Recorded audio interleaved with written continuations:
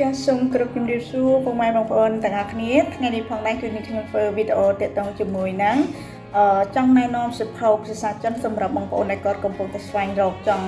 រៀនភាសាចិនដែលអាចសិក្សាបានដោយខ្លួនឯងបានខ្លះៗណាអញ្ចឹងថ្ងៃនេះនឹងខ្ញុំសូមលើកសិភៅភាសាចិនមួយក្បាលនេះអញ្ចឹងគឺសិភៅមួយក្បាលនេះគឺពិសេសខ្លាំងមែនទែនសម្រាប់បងប្អូនដែលគាត់កំពុងតែស្វែងរកចង់រៀនភាសាចិននិងចង់បន្តពាក្យបន្ថែមអញ្ចឹងសិភៅនេះគឺតកតងជាមួយនឹងពាក្យសុទ្ធណាអញ្ចឹងបើសិនជាបងប្អូនត្រូវការគឺបងប្អូនអាចកម្មង់សិភៅនេះបានដោយសារសិភៅនេះគឺពិសេសខ្លាំងមែនទែនសម្រាប់បងប្អូនដែលគាត់មិនចេះសោះឬក៏គាត់ចេះខ្លះក៏គាត់អាចសិក្សាបានដោយខ្លួនឯងបានដោយសារសិភៅយើងនេះគឺមានស្ទីងខ្មែរក៏មានភាសាអង់គ្លេសគឺមានភាពងាយស្រួលក្នុងការអាន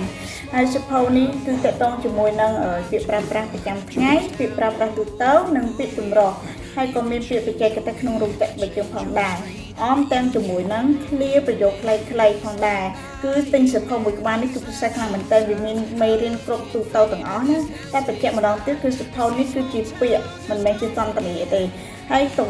ព័រវិញគឺក្រាស់មែនតើកម្រាស់វាឡើង279ទំព័រណាបងប្អូនទំហំ A5 ប្រភេទក្រដាសការអំពៅបើសិនជាបងប្អូនចាប់អារម្មណ៍អាចកម្មង់ទិញបានណាចា